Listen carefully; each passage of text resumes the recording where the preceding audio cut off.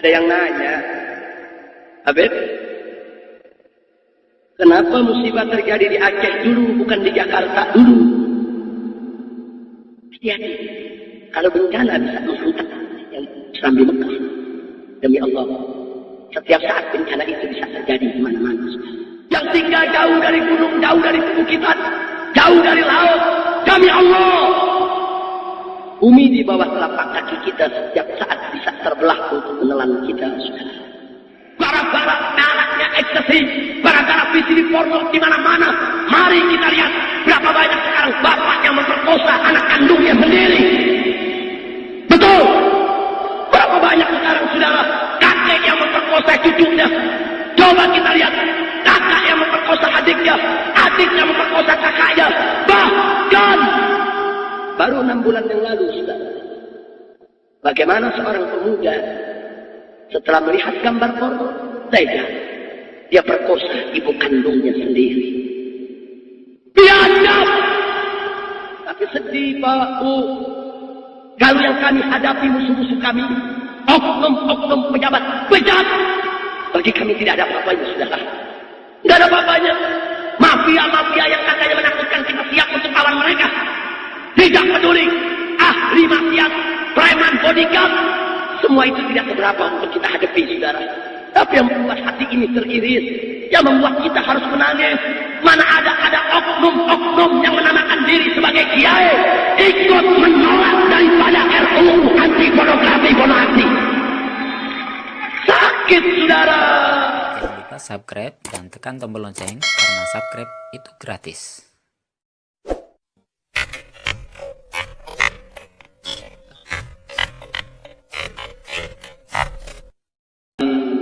Sekarang saya mau ajak semua yang hadir di sini. Yuk, iktidaan bin Nabi wa iktidaan bi ashabin Nabi sallallahu alaihi wasallam. Mari kita pinjam sebentar pertanyaan Sayyidina Umar untuk kita tanya kepada Republik ini. Kita pinjam pertanyaan Sayyidina Umar. Yuk kita tanya kepada negeri kita. Hei Indonesiaku, hei negeriku tercinta, bencana datang bertubi-tubi, silih berganti tiada henti menghantam negeri. Hei Indonesiaku, hei negeriku tercinta, maksiat apa yang kau perbuat, kezaliman macam apa yang ada di kau punya negeri, sehingga bencana datang bertubi-tubi. Tanyakan, saudara, tanyakan kepada Republik ini. Dan mari kita tanyakan kepada para pejabat kita. Hei para pejabat, maksiat apa yang kalian perbuat sehingga bencana datang menghantam kau punya rakyat? Betul. Tapi jangan lupa, tanya juga kepada para kiai kita. Tanya juga kepada para ulama kita. Hei para kiai, hei para ulama, maksiat apa yang selama ini kau biarkan? Maksiat apa yang tidak kau cegah? Maksiat apa yang tidak kau tentang? Maksiat apa yang kau diamkan sehingga maksiat itu merajalela ada di mana-mana? Allah murka bencana.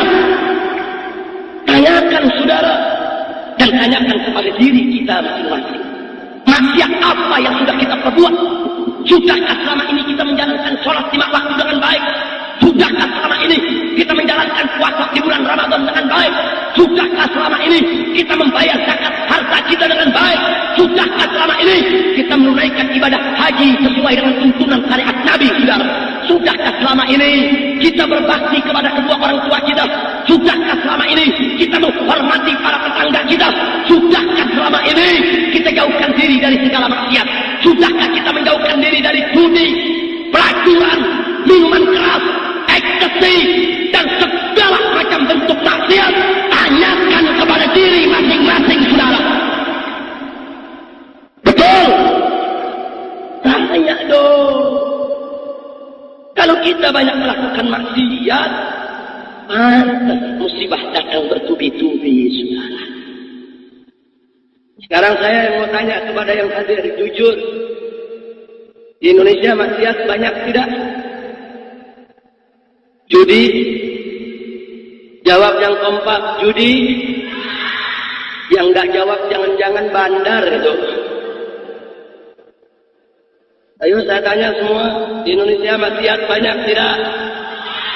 Korupsi, judi, ekstasi, pornografi, porno aksi, pelacuran, aliran sesat.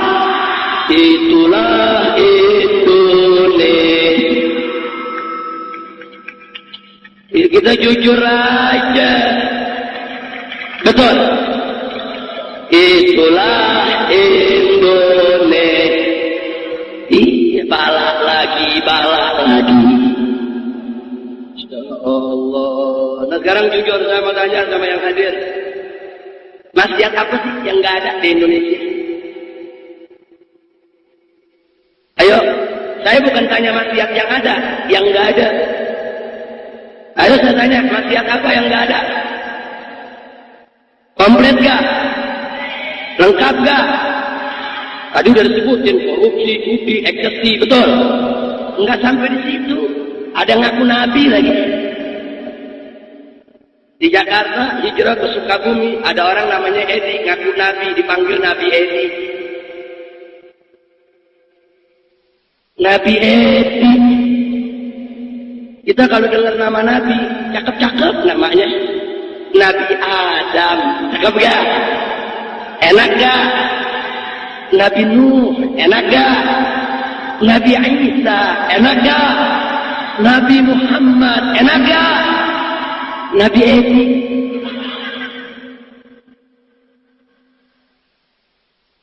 Maaf saudara, nama Edi-nya bagus, tapi jangan pakai Nabi. Edi Suryajaya, kan bagus. Edi Kartasasmita, bagus. Nabi Edi. Coba lihat apa yang gak ada di Indonesia. Coba lihat.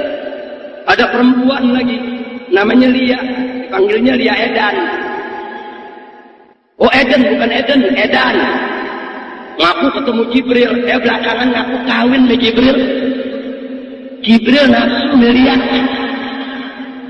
Astagfirullahaladzim.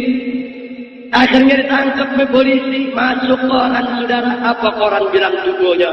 Polisi berhasil menangkap Jibril. Wow. Udah, jadi saya tanya di Indonesia maksiat lengkap gak? Lengkap tidak? Lengkap tidak? Yang ngaku Nabi ada gak? Jadi maksiat apa yang gak ada? Semua maksiat saudara lengkap udah. Sekarang jujur saya tanya, kalau maksiat banyak, nah sekarang musibah datang bertubi-tubi, wajar tidak? Wajar tidak? Rasain. Lo kok nyukurin, bukan nyukurin. Ini sebagai satu pelajaran buat kita, saudara. Jangan sekali-kali menyalahkan Allah. Musibah bencana terjadi bukan karena Allah yang salah. Demi Allah, Allah tidak akan pernah mentolimi hamba-hambanya, saudara. Jangankan yang muslim, apalagi yang beriman bertakwa kepada Allah, sampai orang kafir sekalipun tidak akan pernah ditolimi oleh Allah Subhanahu wa ta'ala. Tidak. Kalau nanti di akhirat orang-orang kafir akan dijebuskan oleh Allah ke dalam neraka jahanam, bukan Allah jahat, bukan Allah ganas, bukan Allah kejam, tidak, bukan Allah zalim, tapi mereka dijebloskan karena mereka tidak beriman kepada Allah semasa hidup di dunia. Betul. Jadi jangan coba-coba menyalahkan Allah. Maka itu sekarang saya tanya, di Indonesia banyak musibah, banyak bala, macam-macam bencana. Yang salah Allah atau kita? Allah atau kita? Baik saya tanya, Allah Maha Adil tidak? Siapa yang Maha Adil?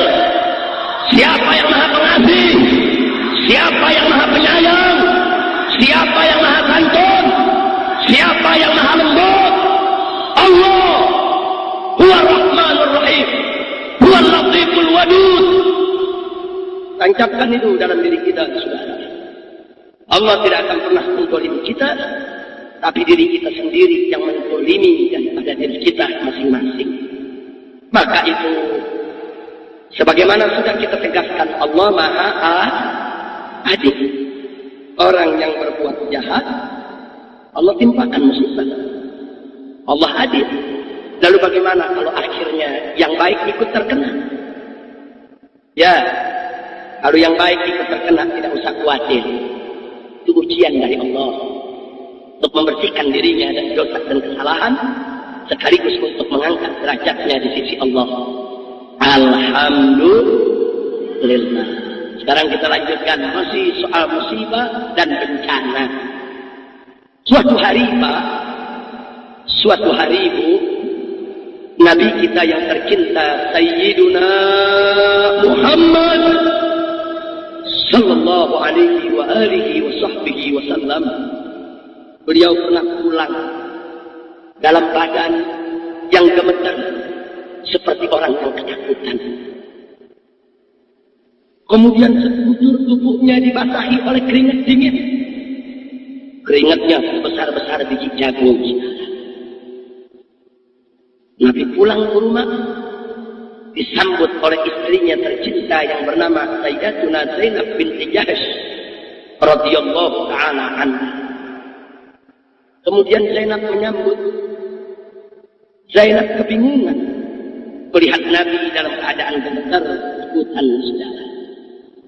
Kemudian Sayyidah Zainab radhiyallahu anha mengambil kain pengering, dilapnya keringat kita punya Nabi alaihi salatu wassalam.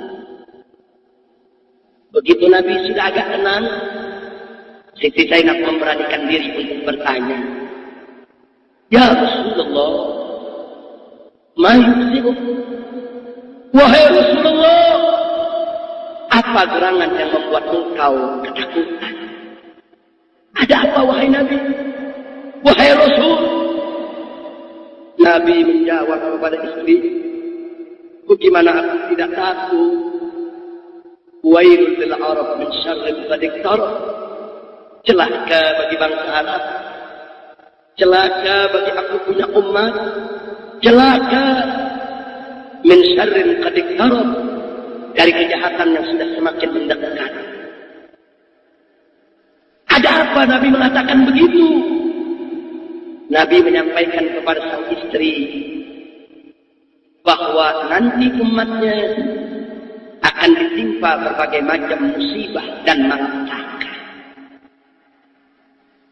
Nabi telah diberikan gambaran oleh Allah, khabarun ilahi, tentang apa yang akan menimpa umatnya di masa yang akan datang.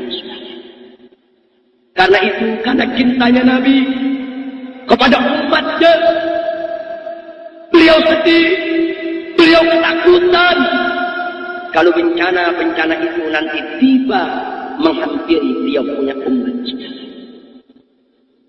Tapi ada yang menarik Pak, ada yang menarik. Sayyidah Zainab radhiyallahu ta'ala anha memang seorang perempuan yang cerdas.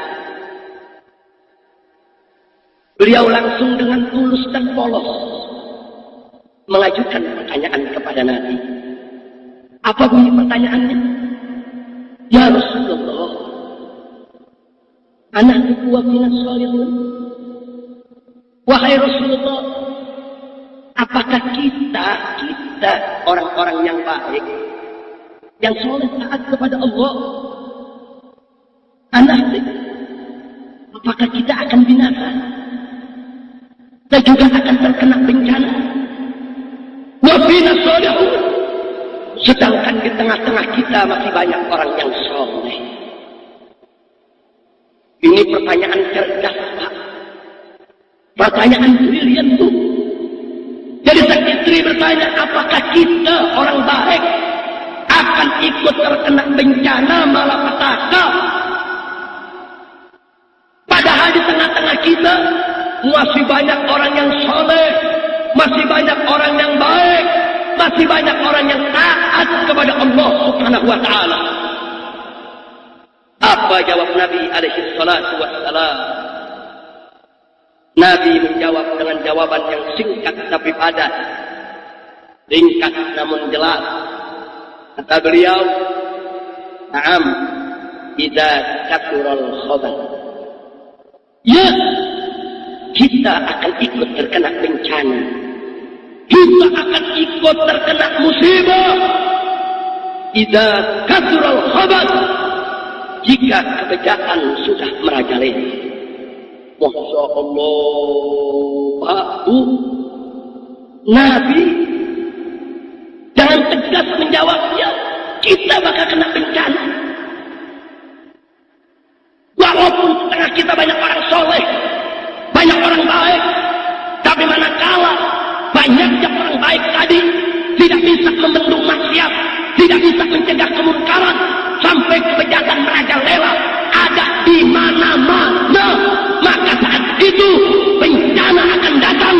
Walaupun banyak orang baik, tetap mereka akan ikut terkena musibah, saudara. Inna lillahi wa inna ilaihi raji'un. Jadi hadis ini membuat bulu kuduk kita bangun. Enggak peduli di sekitar kita banyak kiai, enggak peduli. Enggak peduli di sekitar kita banyak ulama, enggak peduli. Enggak peduli di sekitar kita masih banyak orang baik. Tapi kalau kemungkaran merajalela dibiarkan, atau kalau ulama sudah menolak maksiat berjuang, tapi umat tidak mendukung, umat membiarkan, bahkan umat mendukung ashabul ma'asi, meninggalkan ulama, meninggalkan kiai, sehingga maksiat merajalela di mana-mana, bencana pasti datang, dan orang yang baik akan ikut terkena. Na'udzubillah min tidak. Sekarang kan udah mulai kelihatan gejalanya. Ulama ditinggal, kiai ditinggal, tuan-tuan guru tidak dihargai di berbagai daerah, saudara. Masya Allah. Ulama tadi mencoba untuk menegakkan amar ma'ruf nahi munkar, tapi ditinggal oleh umat. Sampai si ulama nggak mampu untuk menghadapi kemunkaran yang ada. Akhirnya kemunkaran merajalela di mana-mana. Maka pada saat itu bencana akan datang. Dan kesian, kalau bencana sudah datang, yang kiainya, yang ulamanya, yang santrinya, semua akan ikut digulung oleh musibah, saudara. Inna lillahi wa inna ilaihi raji'un. Makanya, saudara, dalam satu hadis qudsi Nabi menceritakan, suatu ketika Allah pernah memerintahkan malaikat Jibril alaihi salam. Apa kata Allah? Ya Jibril, ikhlib madinata kada wa kada. Hei Jibril, hancurkan kota yang ini dan hancurkan kota yang itu. Hancurkan, kebalikan. Kemudian Jibril alaihissalam melaksanakan perintah Allah. Dihancurkan kota-kota yang diperintahkan oleh Allah untuk menghancurkannya. Akhirnya tibalah Jibril kepada suatu kota yang Jibril berhenti, nggak berani menghancurkannya, saudara. Kenapa? Karena dalam kota tersebut masih ada seorang soleh. Kemudian Jibril menahan diri, kembali kepada Allah untuk melapor, saudara. Dan Allah Maha mengetahui, tanpa laporan Jibril pun Allah tahu apa yang membuat Jibril menahan diri, saudara. Jibril menyampaikan, Ya Rabb, inna fi madinata kada abduka lam yaksika qattun. Ya Allah, wahai Tuhanku, sesungguhnya di kota yang satu ini, yang aku nggak berani menghancurkannya, di dalamnya terdapat abduka, seorang hambamu, lam yaksika qattun, yang tidak pernah maksiat kepadamu sesaat pun. Ini orang soleh, dia nggak pernah maksiat. Apa harus aku hancurkan juga itu kota? Sedangkan itu orang soleh masih ada di dalamnya. Apa jawab Allah dalam hadis qudsi tadi? Ya Jibril, wahai Jibril, hambaku yang soleh itu memang dia soleh. Akan tetapi kata Allah, fa innahu lam yatama'al fiyya qattun. Tapi orang tersebut wajahnya tidak pernah berubah tatkala hukumku dilanggar di hadapannya. Insyaallah Allah menyampaikan kepada Jibril, betul. Itu hamba memang soleh. Tapi tatkala ada maksiat di hadapan dia, ada kemungkaran di hadapan dia, hukum dilanggar di hadapan dia, jangankan untuk mencegah, wajahnya pun tidak berubah. Dia tidak peduli. Al-Imam Al-Habib Abdullah bin Ansi Al-Haddad radhiyallahu ta'ala anhu dalam kitab An-Nasaih Ad-Diniyah wal Wasaya Al-Imaniyah menukilkan satu riwayat yang bersumber dari Siti Aisyah radhiyallahu ta'ala anha, di mana diceritakan dalam riwayat tersebut bahwa dulu suatu ketika Allah pernah menghancurkan satu negeri. Padahal di dalam negeri tersebut ada 18.000 orang soleh.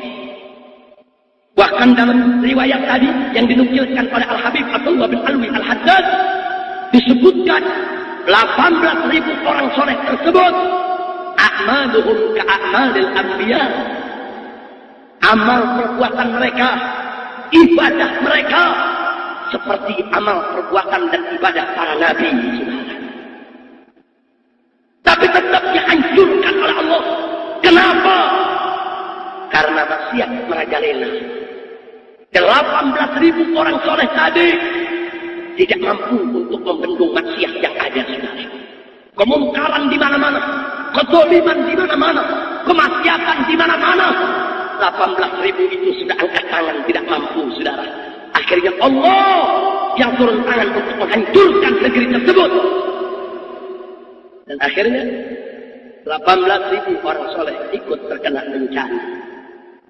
Saudara, kalau kita buka satu persatu riwayat dalam kitab-kitab Ahlus Sunnah wal Jamaah, cukup sudah dalil buat kita betapa erat hubungan antara musibah dengan maksiat. Maksiat menjadi penyebab, musibah menjadi akibat. Jadi kalau kita tidak mau dapat musibah, stop dulu sebabnya, saudara. Jangan apa, tingkatkan iman takwa kita kepada Allah. Stop segala bentuk maksiat. Jangan ada yang berjudi, jangan ada yang berzina, jangan ada yang menenggak minuman keras, jangan ada yang mengkonsumsi narkoba dan ekstasi. Stop pornografi, stop porno aksi, singkat segala bentuk korupsi, stop segala bentuk maksiat dan kemungkaran. Allahu Akbar. Kalau itu di-stop, itu yang merupakan kunci daripada kebahagiaan kita, keselamatan kita dari dunia hingga akhirat, insya Allah. Nah, sekarang kita kembali ke negeri kita. Setelah kita lihat tadi ayat Al-Quran, hadis Nabi, beberapa riwayat, kita kembali ke negeri kita. Ada yang nanya, Habib, kenapa musibah terjadi di Aceh dulu, bukan di Jakarta dulu? Kan Jakarta gudang maksiat. Betul? Betul? Kan Jakarta gudang maksiat. Lah kok Aceh dulu? Aceh kan Serambi Mekah. Aceh Darussalam. Boleh saya jawab? Mau tahu jawabannya? Betul? Saudara, kalau diumpamakan manusia, Aceh itu kiainya, ulamanya. Sedangkan Jakarta itu premannya. Kalau diumpamakan manusia. Kenapa saya katakan begitu? Aceh julukannya Serambi Mekah, Darussalam. Ini bukan sembarangan julukan, saudara. Maaf Pak Udah, kalau saya sebut kepada Anda sendal, terompak yang ada di benak kita, sendal yang kita pakai di kaki kita, betul? Barang yang tidak seberapa harganya, nggak istimewa. Tapi maaf, kalau saya sebut sendal Nabi, jadi istimewa dia. Jadi istimewa dia. Oh iya.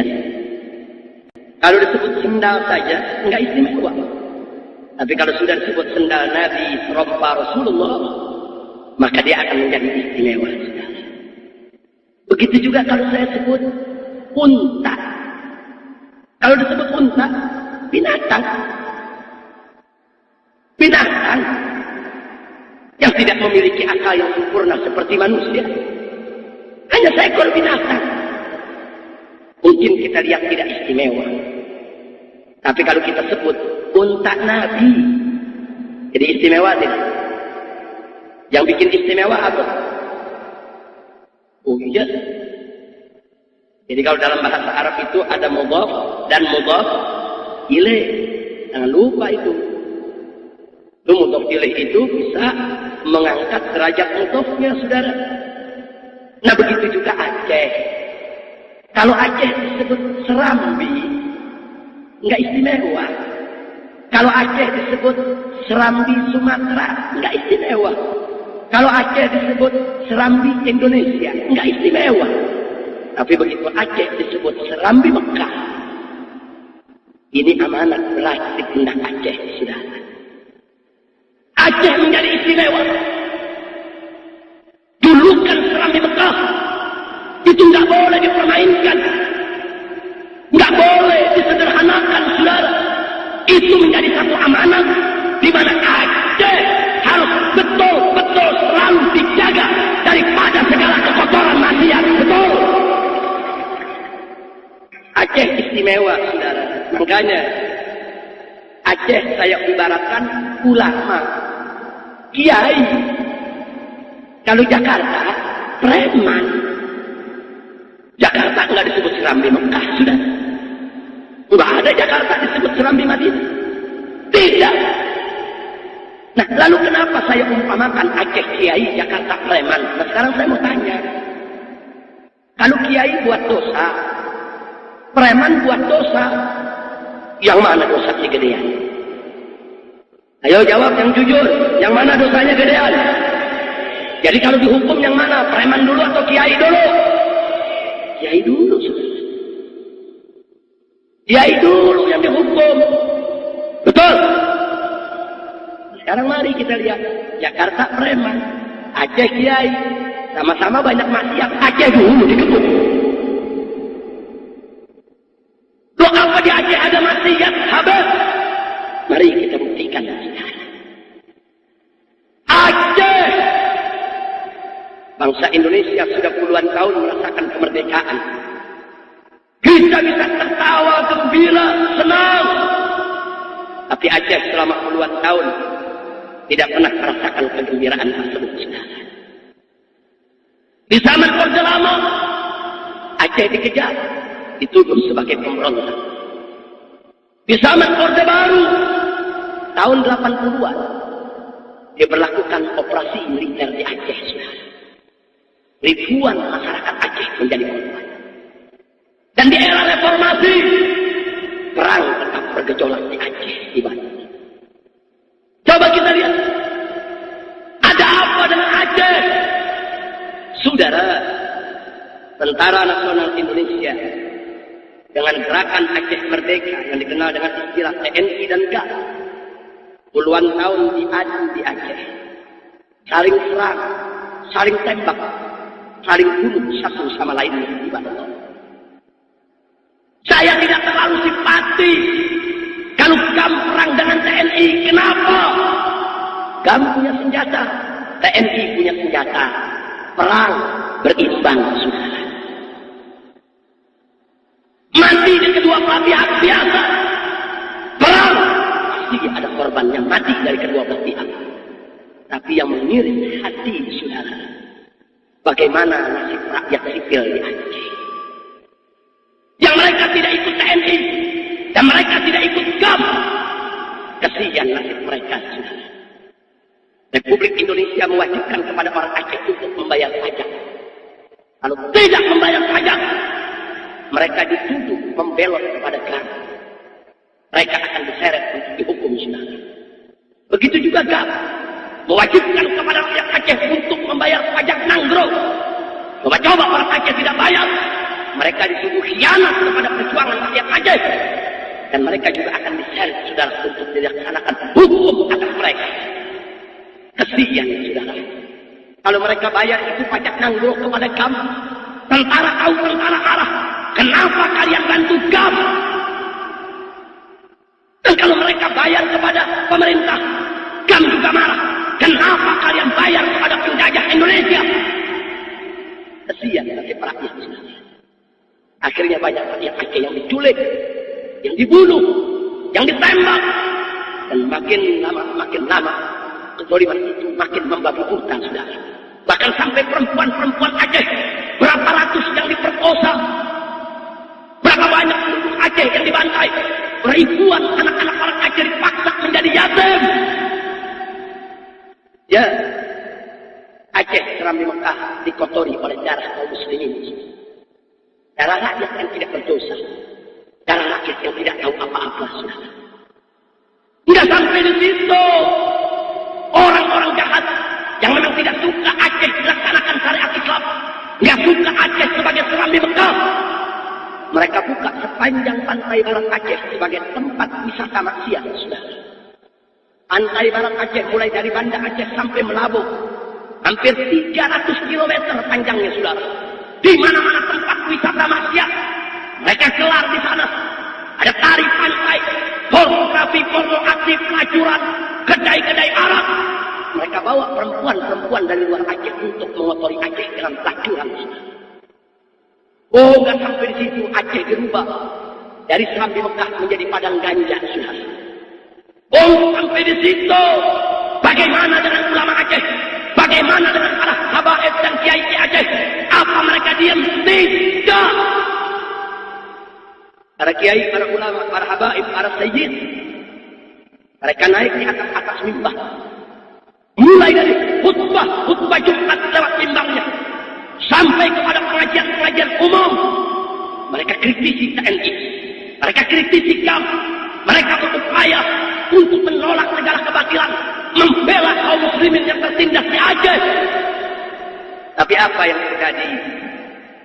Kalau suara ulama tadi terlalu keras, malam nanti akan ada rombongan bersenjata jemput dia dari rumahnya, saudara. Sudah dijemput, jangan mimpi untuk pulang ke rumah. Buat 3 hari yang akan datang, tiapnya akan bisa ditemukan di pinggiran sungai atau tepian pantai di Bandung. Atau bahkan di pinggir hutan.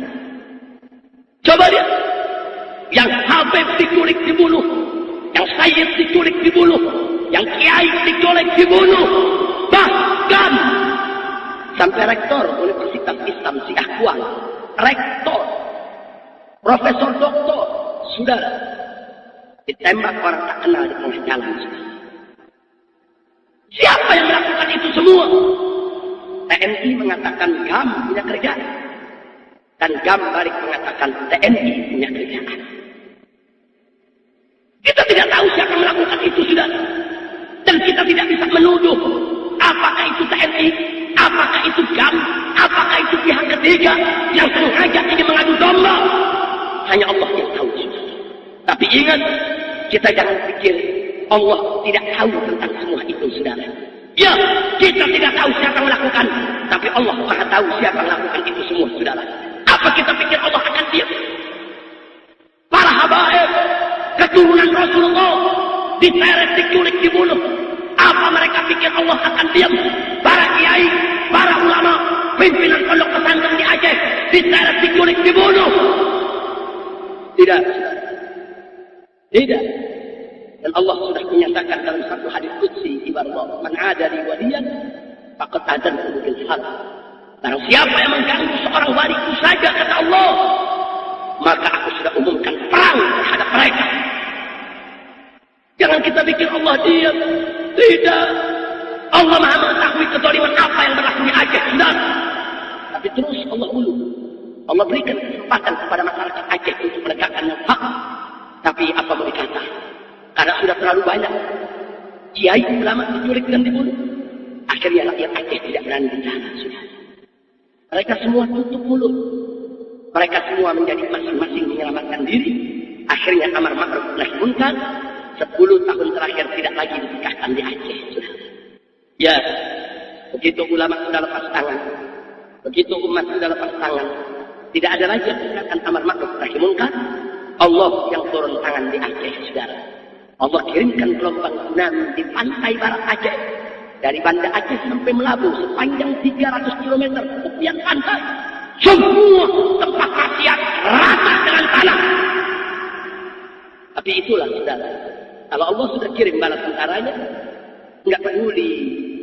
Akhirnya yang ulama ikut kena, yang santri ikut kena. Ratusan pondok pesantren dihantam, digulung oleh tsunami, saudara. Ada sebuah pondok pesantren di wilayah Lampung dipimpin oleh Kiai Haji Asnawi. Itu santrinya, saudara, belasan ribu. Luar biasa pondok pesantren besar. Dihantam dengan tsunami. Itu yang tersisa hanya Pak Kiai dengan 16 santrinya, saudara.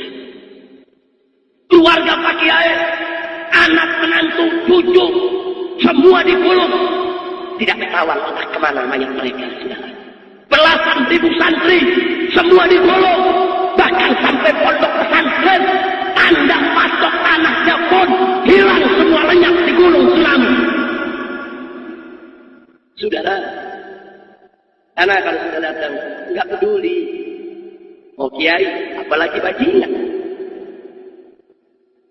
Nggak ada itu tsunami nanya mana rumah kiai, nggak ada. Kalau bencana sudah datang, bencana akan mengenai siapa saja. Kami saksi mata. Saya bawa 1.300 laskar front pembela Islam ke Aceh sehari pasca tsunami. 4 bulan pertama kami kerja, saudara. 4 bulan pertama kami kerja, lebih dari 60.000 mayat kami evakuasi. 4 bulan, 60.000 mayat. Dan itu belum selesai. Kami duduk sampai 1 tahun di Aceh. Mayat tiap hari masih bisa kami temukan. Kami lihat dengan mata kepala kami sendiri. Ribuan mayat bayi yang tidak berdosa berserakan. Berserakan di jalanan, di selokan, di sawah, di rumput, di sungai, di semak-semak. Apa dosa bayi ibadah Allah? Kullu mauludin yuladu ala fitrah. Setiap anak yang dilahirkan ke atas muka bumi ini dalam keadaan suci. Tapi coba lihat, kesian. Bayi yang tidak berdosa sekalipun digulung oleh tsunami. Saudara, kalau kiai digulung, santri digulung, bayi yang tidak berdosa digulung, jangan bertanya tentang mereka yang bertikai. Ribuan mayat tentara, ribuan mayat polisi, kami yang kumpulkan. Lengkap dengan senjata mereka, lengkap dengan granat, amunisi dan peluru mereka. Ribuan mati di mana-mana. Dan kami masih temukan lagi pasukan-pasukan bersenjata yang tidak dikenal, lengkap dengan senjata dan amunisi. Kemana mereka saat tentara Allah datang? Mana senjata mereka? Mana granat mereka? Mana amunisi mereka? Mana panser mereka? Apa mereka punya kekuatan untuk menolak datangnya tentara Allah? Tidak. Allahu Akbar. La haula wa la quwwata illa billahil aliyyil azim. Kekuatan Allah sudah. Panser-panser tentara itu hantam gelombang tsunami. Itu terbuat dari baja Israel. Coba lihat. Tapi itu tadi, saudara, kalau Allah sudah turun tangan, kesian. Yang baik itu tenang. Tapi mudah-mudahan, sebagaimana tadi sudah kita ungkap, musibah yang menimpa orang-orang baik tersebut akan menghapuskan segala dosa mereka, meninggikan derajat mereka di sisi Allah, dan menjadi penyebab turunnya rahmat akan mereka masuk ke dalam surganya Allah. Amin ya Rabbal Alamin. Saudara, Aceh belum selesai. Terjadi gempa Jogja. 300 laskar FPI kami kirimkan ke Jogja. Dari sebelum terjadi gempa, karena kami waktu itu mengikuti program waspada Merapi. Tapi tiba-tiba terjadi gempa. Masya Allah, ribuan orang mati, saudara. Walaupun tidak sedahsyat Aceh. Ratusan mayat kami evakuasi dari balik reruntuhan. Belum selesai Aceh, datang lagi tsunami Pangandaran.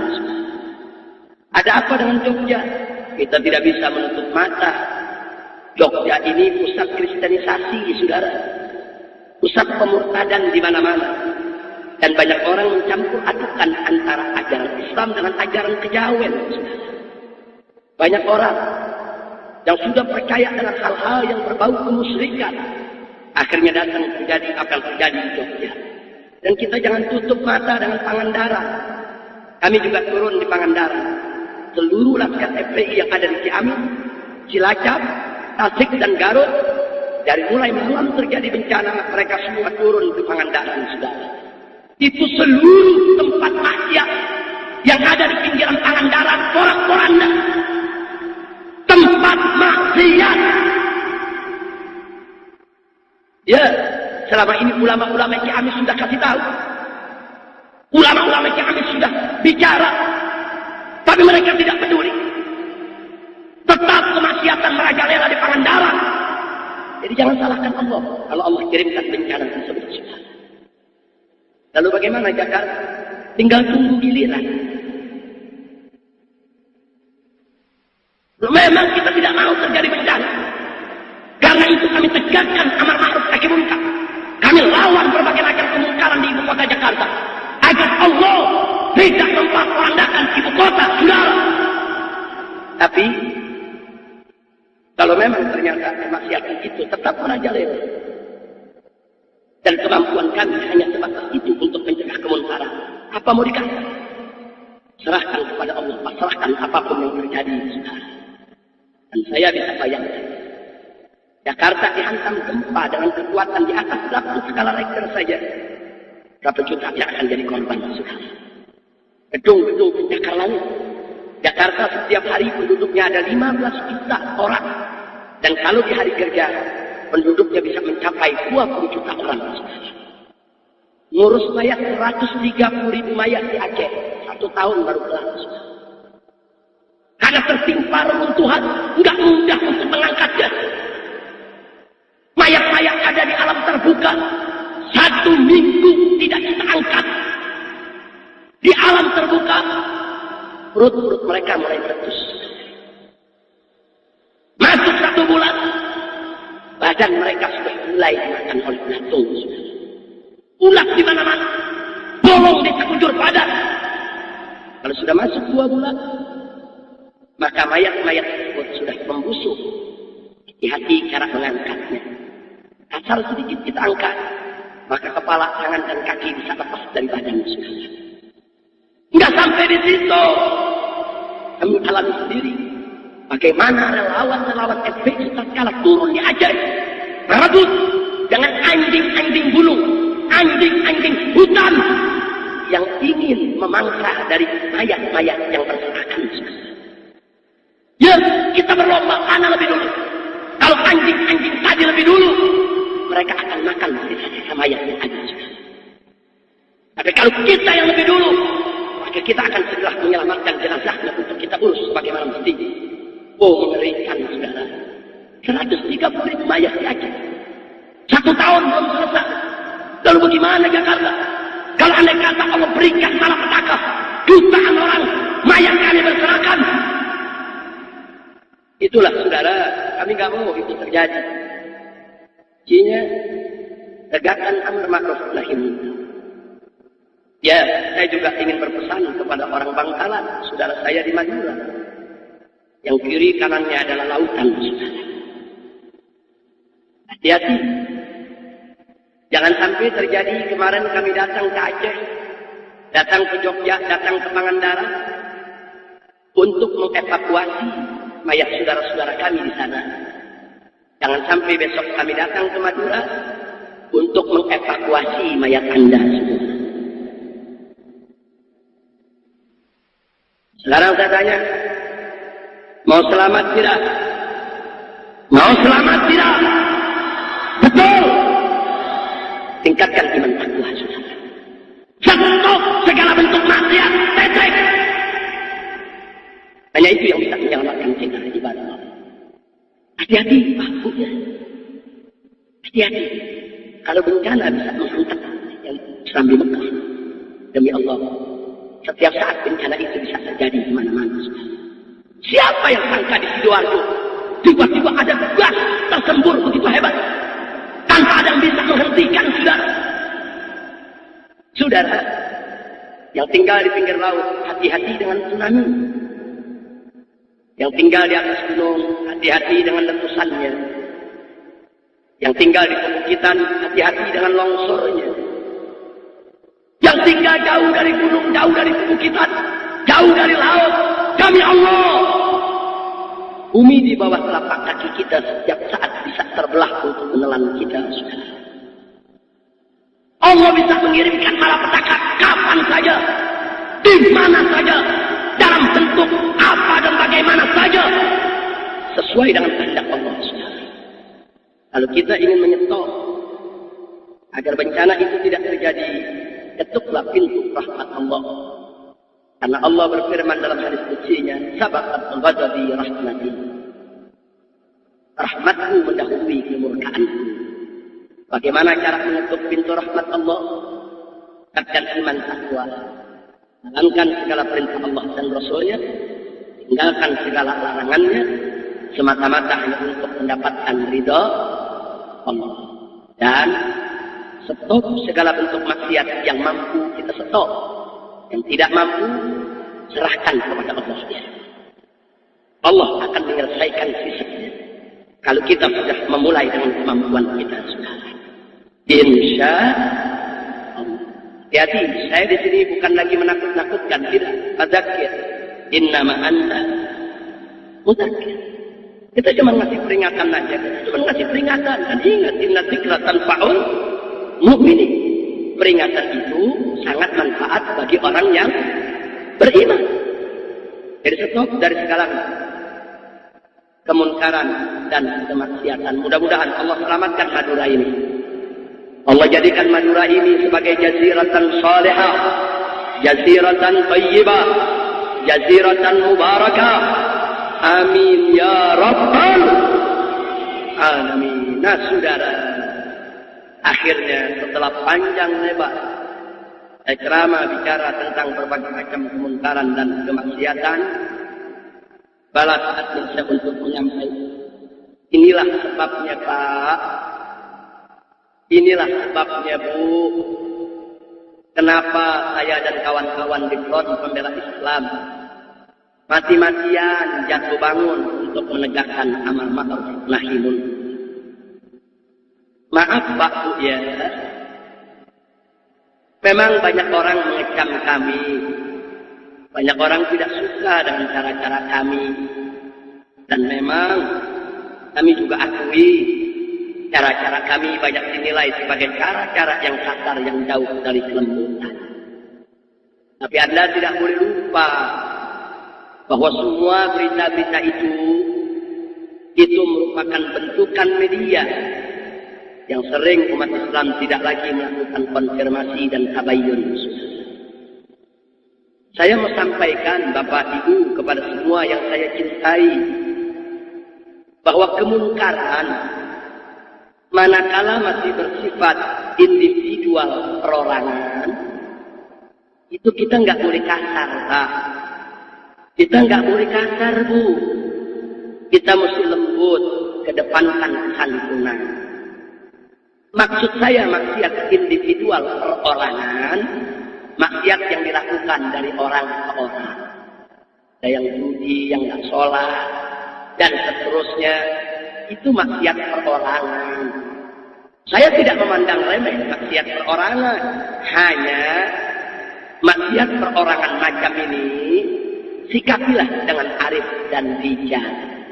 Karenanya Pak, Bu, Front Pembela Islam dari Sabang sampai Merauke itu tidak mengurusi maksiat perorangan dengan cara fisik keras, tidak.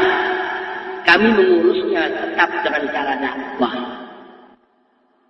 Nah, yang jadi persoalan sekarang, yang macam kedua, maksiat yang dilakukan atau bersifat menjadi maksiat struktural.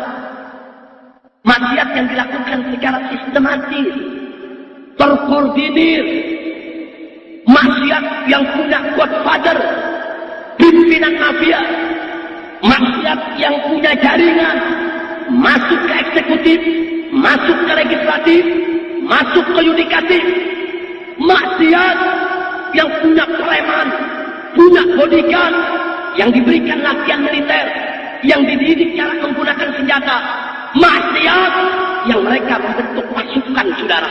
Untuk apa mereka membentuk pasukan? Untuk menteror para pejuang Islam. Mana yang kiai coba-coba menentang maksiat mereka, maka preman-preman ini akan dikirim untuk menteror kiai, untuk menteror pondok pesantren, untuk menteror ustaz. Enggak sampai di situ, saudara. Mereka punya pabrik-pabrik maksiat. Mereka punya industri-industri maksiat yang mereka lindungi dan mencetak uang-uang haram untuk pergerakan mereka. Ini saya sebut maksiat struktural. Ini beda dengan yang barusan. Kalau yang barusan maksiat perorangan, gak usah keras-keras, nasihati aja dengan terbuat, saudara. Tapi yang saya cerita sekarang ini maksiat struktural. Mereka punya orang di kepolisian, mereka punya orang di kejaksaan, mereka punya orang di kehakiman. Kalau anggota mereka tertangkap, maka orang-orang mereka yang akan melepas. Dan ini tidak sembarang. Anda coba-coba menghadapi mereka, negur mereka, Anda tidak punya kekuatan. Anda bisa dibunuh di tengah jalan. Atau Anda bisa dibuat cacat seumur hidup. Anda jalan, mereka bisa tubruk Anda dengan kendaraan. Kalau tidak mati, cacat seumur hidup. Ini cara-cara biadab mereka lakukan. Saya 16 tahun menghadapi orang-orang macam ini. Bukan baru 1 tahun, 2 tahun kita berjuang. Tidak. 16 tahun kita jatuh bangun, sudah. Untuk menghadapi mereka, kita nggak bisa sendiri. Mereka punya kekuatan, kita juga harus punya kekuatan. Mereka punya pasukan, kita juga harus punya pasukan. Mereka siap mati, kita harus lebih siap untuk mati, saudara. Allahu Akbar. Mereka punya sistem, kita juga mesti tersistem, saudara. Mereka terorganisir, kita juga harus terorganisir. Dan mereka punya jaringan, kita juga harus punya jaringan, saudara. Ini maksiat yang kami hadapi, Pak. Ini yang kami perah. Ini yang kejahatannya kami begitu keras galak. Dan media tidak pernah mengungkapkan ini, saudara. Mereka punya uang, mereka bayar itu media. Jangan kau buat ya berita tentang kalau kami ini punya industri maksiat. Muat saja itu berita yang FPI brutal, FPI biadab, FPI galang. Mereka punya uang dan mereka punya jaringan, saudara. Pak, Bu, ada lagi yang lebih parah. Ini yang saya mau sampaikan. Kalau maksiat tadi, baru bentuknya sindikat mafia saja. Masih ringan, Pak. Masih ringan, Bu. Kita masih bisa ngadepinnya dengan mudah, insya Allah. Tapi sekarang yang jadi persoalan, maksiat di Indonesia sudah dijadikan sebagai senjata perang oleh musuh-musuh Islam untuk menghancurkan negeri dan bangsa ini, saudara. Kalau Anda mau tahu, sebelum saya rincikan, saya cerita dulu sedikit. Tolong dicatat saya. Di dalam sejarah ada yang disebut perang candu. Perang candu. Apa sih itu perang candu? Dulu, Pak, Bu, negeri Cina itu berbentuk kekaisaran, dipimpin oleh seorang kaisar. Negeri Cina begitu luas dan ditakuti oleh musuh-musuhnya, saudara. Tumbang berantakan menjadi negara-negara kecil di Eropa. Sedangkan kekaisaran Persia dengan izin Allah jatuh ke tangan kaum muslimin. Sedangkan kekaisaran Cina tetap berdiri dengan tegak, saudara. Singkat cerita, masuk zaman kolonialisme, masuk zaman imperialisme, negara-negara barat dipimpin oleh Inggris, mereka punya ambisi untuk merebut Cina, saudara. untuk menjatuhkan Cina. Lalu apa yang mereka lakukan? Mereka menantang Cina untuk perang terbuka. Mereka tidak berani. Kenapa? Tentara Cina jumlahnya banyak. Mereka kuat. Mereka terlatih. Mereka terampil ilmu bela diri. Dan mereka pengalaman perang di berbagai medan. Perang di hutan, di gurun pasir, di gurun salju, di laut, di darat, di hutan. Mereka mampu melakukan itu semua. Lalu apa yang terjadi? Inggris memakai siasat.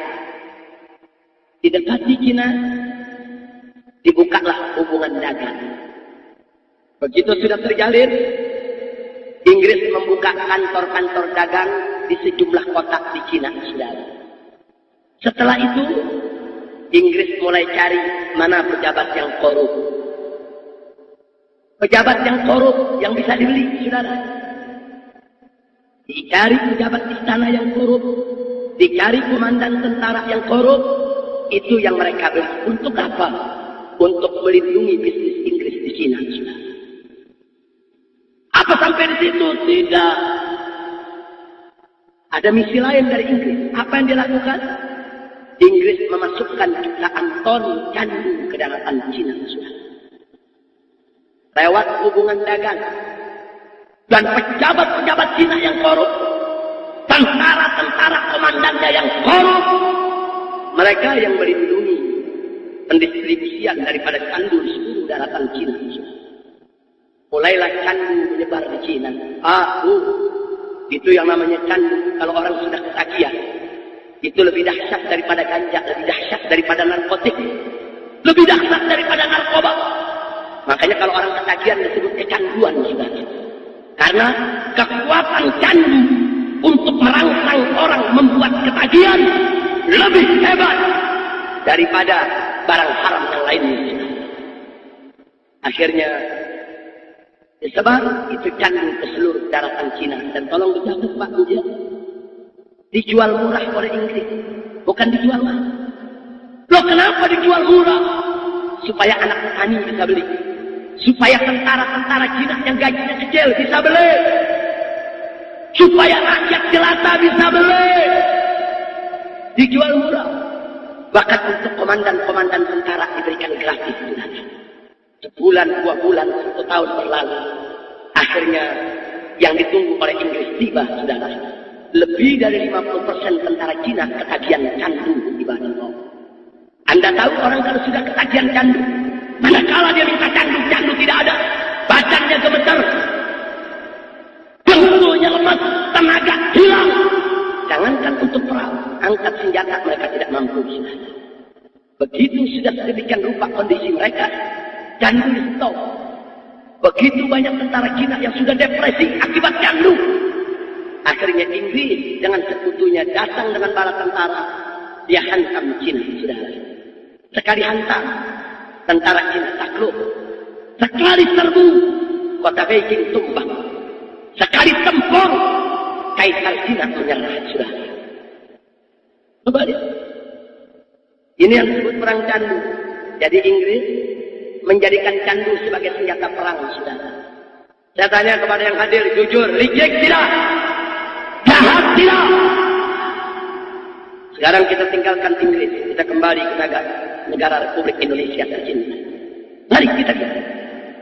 Apa kita tidak berpikir bahwa saat ini Indonesia sedang diperlakukan seperti Cina oleh negeri-negeri yang menjadi musuh kita, saudara? Coba kita lihat. Coba kita lihat. Bahkan kita lebih parah, saudara. Bukan hanya candu, ekstasi, minuman keras, narkoba, gerak, pornografi, porno aksi, film-film porno, berbagai macam kemaksiatan dihantamkan ke negeri kita, saudara. Betul? Oh, mau bukti? Mari kita buktikan, Pak. Ya, cukup kuat saja saya buktikan. Yang pertama, peredaran ekstasi. Yang kedua, peredaran pornografi, saudara. Kita mulai dari yang pertama, ya Allah. Anda tahu tahun 80-an, Indonesia ini hanya menjadi negara transit untuk narkoba, saudara. Bukan konsumen, transit. Dari 70-an sampai 80-an, narkoba itu datang ke Indonesia cuma numpang lewat. Setelah itu terbang ke negeri lain. Tapi masuk tahun 80-an sampai 90-an, Indonesia berubah menjadi negara konsumen. Karena mulai banyak pemuda-pemudi kita yang ketagihan narkoba. Begitu masuk tahun 90-an, apalagi tahun 2000-an, dengan sangat mengejutkan, Indonesia berubah menjadi negara produsen. Anda tahu satu tahun yang lalu, saudara, 3 pabrik ekstasi di wilayah Banten berhasil dibongkar oleh kepolisian Republik Indonesia. Mari satu contoh saja, pabrik ekstasi yang ada di kota Tangerang, begitu dibongkar, begitu terungkap, pabrik kecil, saudara, tapi satu harinya mampu mencetak lebih dari 2 juta butir ekstasi, saudara. Per hari. Bahkan belakangan yang di Serang, pabriknya begitu besar, alatnya begitu canggih, lebih menyeramkan lagi, saudara. Mereka mampu mencetak ekstasi 1 juta butir per jam, saudara. Coba Anda lihat, 1 jam 1 juta butir, lalu 1 hari, 1 minggu, 1 bulan, sekian tahun selama mereka operasi. Dan itu baru 3 pabrik yang dibongkar. Lalu bagaimana dengan pabrik yang belum dibongkar? Yang belum terungkap. Maka itu jangan kaget. Ekstasi dijual murah di masyarakat. Dijual di keteng seperti permen. Kenapa di keteng? Supaya orang miskin bisa beli. Supaya anak petani bisa beli. Supaya tukang becak bisa beli. Supaya orang miskin bisa beli. Ya Allah. Mereka bukan cari duit. Tapi mereka ingin menghancurkan moral kita, sudah. Pada akhirnya mereka ingin menghancurkan bangsa dan negara kita, sudah. Tolong dicatat yang di Serang, pabrik ekstasi yang diungkap ternyata yang punya orang Muslim. Dan ternyata anggota yang ditangkap, saudara, staf-stafnya banyak yang WNA. Ada yang dari Australia, ada yang dari Jerman, ada yang warga Belanda, ada yang warga Italia.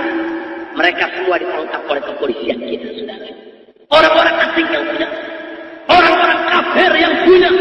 Apalagi tujuan mereka kalau bukan ingin menghancurkan negeri kita, betul? Ya Allah, ini berat, Bu, ya. Ini yang diurusi sama FPI, bukan sembarang maksiat. Ini maksiat struktural. Ini maksiat yang menjadi perang besar.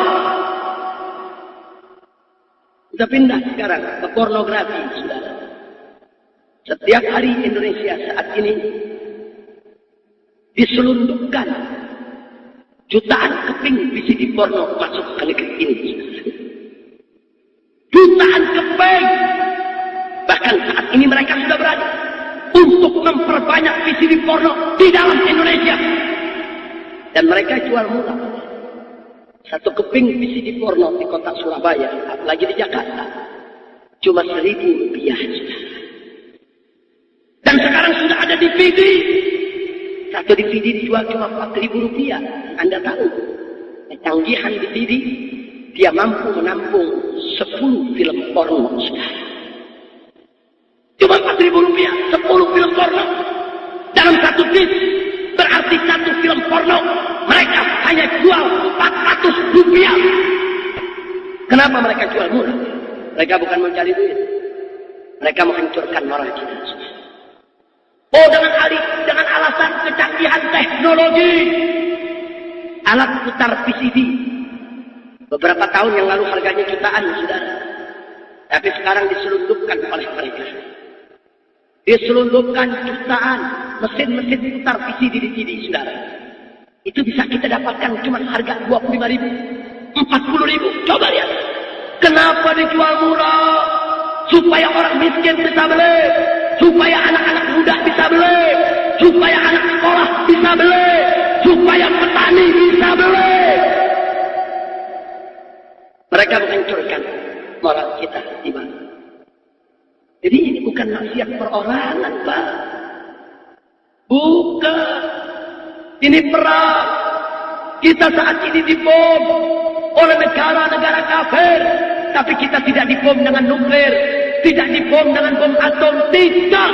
Tapi kita dibom dengan bom maksiat, bom narkoba, bom ekstasi, bom VCD porno. Ya Allah. Dan Anda tahu saudara, kalau bom atom atau bom nuklir, ledakannya terlihat mata, suaranya terdengar telinga saudara. Tapi kalau bom maksiat, ledakannya tidak terdengar dan tidak terlihat saudara. Tapi akibatnya bisa kita rasakan. Anda tahu sekarang apa yang terjadi di negeri kita?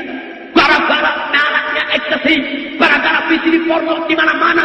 Mari kita lihat berapa banyak sekarang bapak yang memperkosa anak kandungnya sendiri. Betul. Berapa banyak sekarang saudara kakek yang memperkosa cucunya. Coba kita lihat kakak yang memperkosa adiknya, adik yang memperkosa kakaknya. Bahkan baru 6 bulan yang lalu saudara, bagaimana seorang pemuda setelah melihat gambar porno tega, dia perkosa ibu kandungnya sendiri. Biadab. Coba kita lihat di rumah, ada apa di negeri kita? Memang itu pemuda biadab, itu pemuda durjana, itu pemuda durhaka.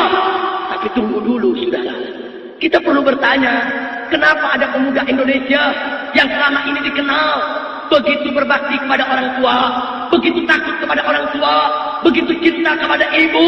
Sejelek-jeleknya pemuda Indonesia saudara, mereka sangat menghormati ibu kandung mereka. Tapi kenapa pemuda Indonesia yang selama ini begitu santun, begitu lembut, begitu ramah, begitu baik, tiba-tiba berubah menjadi iblis memperkosa ibunya sendiri? Tanya saudara, ada apa? Si pemuda tadi hanya menjadi korban saudara. Bom maksiat meledak di rumahnya, bom maksiat meledak di rumah-rumah kaum muslimin. Dan akhirnya kita lihat berapa banyak orang kita yang sudah rusak ibadah. Anda tahu Pak Bu, jeleknya zaman jahiliyah. Zaman jahiliyah, zaman bejat. Zaman jahiliyah saudara, itu jeleknya zaman. Tapi sejelek-jeleknya zaman jahiliyah, tidak ada anak memperkosa ibu kandungnya sendiri saudara. Kita dihancurkan Pak, kita dihancurkan Pak. Dan maaf Pak Bu, kesian anak-anak gadis kita. Kenapa saya katakan kesian? Dulu Pak Bu, tahun 70, 80-an, anak-anak gadis kita kalau sudah masuk pintu halaman rumah, dia akan merasa aman dan tenang dari godaan lelaki hidung belang saudara. Kenapa dia tenang? Karena dia tahu di rumah ada bapaknya yang akan membela dia, ada abangnya yang akan menjaga dia, ada pamannya yang akan ikut melindungi dia saudara. Apalagi kalau sudah masuk ke dalam rumah, apalagi kalau sudah masuk dalam kamar pribadi, aman dulu. Tapi saat ini kesian anak-anak gadis kita. Jangankan masuk ke dalam halaman rumah, jangankan masuk ke dalam rumah, sampai di kamar pribadi pun mereka tidak lagi aman. Manakala si anak gadis tahu bapaknya suka nonton VCD porno, abangnya suka mengkonsumsi ekstasi, pamannya suka melihat gambar-gambar porno, maka si anak gadis tidak akan pernah bisa aman. Kenapa? Karena bapaknya, abangnya, pamannya, keluarganya sendiri akibat kemungkaran tadi setiap saat bisa berubah menjadi setan yang siap untuk memperkosa anak gadis tersebut saudara. Betul, betul. Sampai kapan ini kita mau biarkan saudara? Makanya Pak Bu, sebelumnya saya minta maaf. Itulah salah satu sebab kenapa anak-anak kami dari Laskar Front Pembela Islam, manakala mereka serbu gudang ekstasi atau gudang VCD porno atau gudang-gudang maksiat lainnya, mereka kelihatan begitu garang. Ada apa? Sebab Pak Bu, pada saat anak-anak kami serbu gudang VCD porno atau gudang ekstasi, saat di tangan mereka, mereka sita VCD porno dan ekstasi yang mereka lihat di tangan mereka. Ini bukan VCD porno, ini bukan ekstasi, tapi ini adalah amunisi musuh yang ditembakkan ke umat Islam. Ini adalah bom waktu yang ditanamkan oleh musuh ke rumah setiap orang Islam. Ini adalah amunisi perang. Karena anak-anak kami lihat ini adalah perang, maka mereka harus jawab dengan perang. Perang hanya bisa dijawab dengan perang. Itulah karenanya mereka hancurkan gudang-gudang penjudi porno dan ekstasi, saudara. Insya Allah, ini bukan maksiat biasa, Pak. Bukan. Kalau maksiat perorangan, itu nggak usah galak-galak, Pak. Sehati aja. Tapi kalau maksiat sudah dijadikan sebagai senjata perang, apa kita harus diam? Apa kita hanya harus tersenyum? Dengan alasan kelembutan dan kesantunan, kita biarkan bangsa kita dirusak, anak muda kita dirusak, negeri kita dirusak. Saya mau tanya semua yang hadir di sini, apa kita rela kalau saudara kita dirusak? Rela tidak negeri kita dihancurkan? Rela tidak bangsa kita dibinasakan? Betul. Begitu saya mau tanya, kalau musuh-musuh kita sudah menjadikan maksiat sebagai senjata perang, saya mau tanya kepada umat Islam, apa siap untuk menghadapi mereka? Betul. Siap perang melawan maksiat. Allahu Akbar. Jadi nggak sembarangan, Pak. Jadi di samping maksiat itu membawa bencana, ternyata maksiat itu juga menjadi siasat perang, saudara. Sampai kapan mesti kita biarkan? Inilah karenanya, Pak. Sejak 8 tahun yang lalu, semenjak FPI didirikan dan direklamasikan, kami sudah mundar-mandir menghadap presiden-presiden yang pernah ada di negeri ini. Dari mulai 8 tahun yang lalu, dari Presiden Habibie-nya, kemudian Presiden Gus Durnya, Presiden Megawati-nya, sampai Presiden SBY yang ada saat ini, saudara. Kami mundar-mandir menghadap presiden, kami keluar masuk ke gedung DPR, MPR, kami datang temui Kapolri demi Kapolri, saudara, silih berganti. Kami tanya kepada mereka, sampai kapan pornografi mau dibiarkan? Sampai kapan ekstasi? Sampai kapan VCD porno mau dibiarkan? Sampai kapan? Apa sampai semua ibu diperkosa oleh anaknya? Apa sampai semua bapak memperkosa putri-putrinya? Sampai kapan mau dibiarkan? Ya Allah. Ini perang, ini perjuangan. Baru tahun ini mereka mau dengar. Baru tahun ini mereka bicara rancangan undang-undang anti pornografi dan pornografi, sudah. Alhamdulillah. Alhamdulillah. Walaupun 8 tahun kami menunggu, tapi akhirnya kita sudah tiba pada satu proses di mana mereka sudah mulai mau mendengar dan membahas, saudara. Walaupun nggak gampang, Pak. Untuk menggolkan RUU APP nggak gampang. Banyak penghalangnya, banyak musuhnya, banyak yang mencoba untuk menggagalkannya. Betul. Begitu saya tanya, pornografi, pornografi di Indonesia dilarang, setuju tidak? Setuju tidak? Kalau dibuat aturan tidak boleh ada pornografi, pornografi di Indonesia, setuju tidak? Saudara, ini perjuangan. Tapi sedih, Pak. Kalau yang kami hadapi musuh-musuh kami, oknum-oknum pejabat bejat, bagi kami tidak ada apa-apanya, saudara. Tidak ada apa-apanya. Mafia-mafia yang katanya menakutkan kita siap untuk lawan mereka. Tidak peduli. Ahli maksiat, preman, bodyguard, semua itu tidak seberapa untuk kita hadapi, saudara. Tapi yang membuat hati ini teriris, yang membuat kita harus menangis, mana ada oknum-oknum yang menamakan diri sebagai kiai, ikut menolak daripada RUU anti pornografi, pornografi. Sakit, saudara. Kenapa harus kiai yang menolak? Kenapa harus kiai yang membiarkan pornografi, pornografi? Kenapa harus kiai yang bela maksiat? Sakit hati ini, saudara. Sedih, sedih, saudara. Kalau oknum pejabat yang bejat, tidak perlu khawatir kita hadir. Mafia-mafia sindikat yang begitu menakutkan, punya preman yang begitu banyak, tidak perlu khawatir untuk kita hadapi, saudara. Tidak. Tapi manakala orang yang disebut ulama, kiai, ustaz, tokoh agama, kemudian berpihak kepada kemungkaran dan kemaksiatan, musibah. Ibadah Allah, ibadah Allah. Tapi kami tidak akan pernah peduli, enggak. Tidak, saudara. Walaupun kita harus menumpahkan darah, basahi bumi pertiwi ini, demi Allah, amar ma'ruf nahi munkar wajib untuk ditegakkan, saudara. Enggak boleh kita biarkan bangsa ini dimurkai oleh Allah, dan enggak boleh kita biarkan bangsa ini dihancurkan oleh musuh-musuhnya. Betul? Setuju? Oh, ada yang mengatakan, Habib, kalau kita melawan maksiat kan berat. Mereka punya preman, mereka punya bodyguard, mereka bisa culik kita, mereka bisa bunuh kita, bahkan mereka punya oknum-oknum pejabat yang bejat. Mereka bisa angkat kita, hitam jadi putih, putih bisa jadi hitam. Kita benar disalahkan, kita dijebloskan ke penjara. Itu kan berat, Beb. Saya ingin sampaikan, saudara. Ya. Tapi Anda mesti tahu, saudara. Demi Allah, saudara. Kita ditangkap di penjara, bahkan dibunuh sekalipun, jauh lebih baik daripada kita membiarkan negeri kita dihancurkan, bangsa kita dimusnahkan oleh musuh-musuh Islam.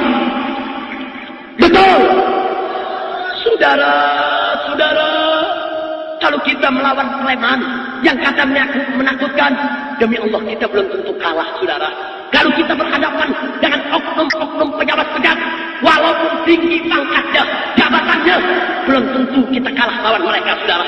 Tapi kalau kita sudah menghadapi muka Allah, tentara Allah yang datang, gelombang tsunami, longsor, gempa bumi, aina mafar, kemana kita mau lari? Tidak ada tempat untuk lari bagi kita.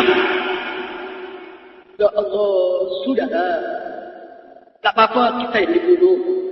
Ya Rabb, kami yang dibunuh, kami di penjara. Tak apa-apa, ya Allah. Kami menuntut itu, ya Allah. Jangan kau murkai negeri ini. Jangan kau murkai bangsa ini. Jangan kau binasakan umat Islam yang ada di negeri ini, ya Allah. Tak apa-apa. Kita berkorban di jalan Allah. Asal Allah tidak turunkan azabnya, tak apa-apa. Kalau kita diam ada maksiat, saudara, tsunami datang, gempa datang, yang kena bukan diri kita saja, saudara. Bapak kita, ibu kita, nenek kita, kakek kita, istri kita, anak kita, guru kita, santri kita, keluarga kita, sampai tetangga kita, masyarakat kita, kampung kita, negeri kita, semua ikut terkena bencana. Ya Allah, tapi kalau kita lawan preman, kita yang kena dari penjara sama para yang bejat. Cuman kita yang kena, saudara. Gak apa-apa. Anak kita, istri kita, ada Tuhannya yang menjaga, ibadallah. Maka itu saya sampaikan sekali lagi kepada semua, ibadallah. Inilah sebabnya kenapa kadang-kadang kami harus mengambil sikap tegas, karena kami lihat ini adalah perang. Dan ini perang lebih menakutkan daripada perang dengan senjata. Kalau kita perang dengan senjata dengan orang kafir, kita tembak dia, dia tembak kita, salah satu atau keduanya mati, selesai sudah. Kalau kita perang lawan maksiat, dia bukan hanya tembak kita, dia hancurkan istri kita, dia hancurkan anak kita, dia hancurkan keluarga kita, dia hancurkan anak cucu kita, dia hancurkan generasi kita. Dan ini perang yang sangat-sangat menakutkan di bangsa. Maka itu, Pak Bu, kami tidak akan pernah kompromi. Enggak. Kita enggak peduli. Mau siapapun orangnya. Apakah itu kiai, apakah itu tokoh agama, apakah itu dianggap wali. Kalau salah, katakan salah. Hak, katakan hak. Batil, katakan batil. Benar, katakan benar. Betul. Tidak boleh, saudara. Mentang-mentang seorang kiai, kita hormati selama ini. Tahu-tahu melakukan satu kesalahan, kita biarkan. Haram. Haram, saudara. Tidak boleh kita biarkan. Kalau kita cinta kepada para habaib kita, kita cinta kepada para kiai kita, kita cinta kepada para ulama kita, saat mereka lupa, diinginkan, saudara. Saat mereka salah jalan, diluruskan, saudara. Bukan membiarkan mereka makin tersesat. Ya Allah. Itu kami tidak peduli. Oh, saya diancam. Katanya mau dicegat, mau diculik, mau dibunuh. Dipikir kita takut. Tidak, ibadallah. Malam ini seorang habib mati terbunuh di jalan dakwah. Besok atau lusa akan lahir ribuan habaib yang lainnya untuk melanjutkan perjuangan, saudara. Allahu Akbar. Dan ingat, malam ini seorang kiai diculik, dibunuh karena menegakkan kebenaran. Masih ada jutaan kiai yang siap untuk mengobarkan perang melawan kezaliman musuh. Betul. Allahu Akbar. Jadi kita tidak akan pernah mundur untuk mengatakan yang hak itu hak, yang batil itu batil. Kami bukan orang politik. Kami bukan orang partai. Front Pembela Islam bukan partai politik. Kami hanya menegakkan amar ma'ruf nahi munkar. Oh, kemarin diancam Habib. Katanya FPI mau dibubarkan. Saya jawab singkat. FPI nggak usah dibubarkan. Asal tegakkan hukum di Indonesia. Stop maksiat. FPI bubar sendiri. Betul. Betul. Karena FPI bukan tujuan perjuangan. FPI itu cuma kendaraan untuk menuju Allah. Tujuan perjuangan kita adalah ridho Allah. Bukan FPI sekarang. Maka itu saya tidak pernah gusar. Apa FPI mau dibubarkan? Tenang aja. Kenapa sih repot-repot? FPI boleh dibubarkan. Tapi saya tanya, amar ma'ruf nahi munkar bisa dibubarkan nggak? Nggak bisa. Oh, hari ini Front Pembela Islam dibubarkan nggak apa-apa. Besok saya dirikan Front Pecinta Islam. Dibubarkan lagi. Lusanya saya bentuk lagi Front Penegak Islam. Dibubarkan lagi. Hari berikutnya saya bentuk lagi Front Persaudaraan Islam. Pengurusnya tentu juga. Kenapa sih bingung, sudah? Kenapa bingung? Jangan nama sebuah organisasi, sudah. Jangan. Oh, saya larang keras kalau aktivis FPI fanatik kepada organisasi. Tidak. Dia harus fanatik kepada perjuangannya. Fanatik kepada Allah. Fanatik kepada agamanya. Fanatik untuk menegakkan Islam dan menegakkan amar ma'ruf nahi munkar. Bukan fanatik kepada organisasi. Betul. Betul. Allahu Akbar. Terima kasih sudah nonton. Jangan lupa like, subscribe, dan share ya.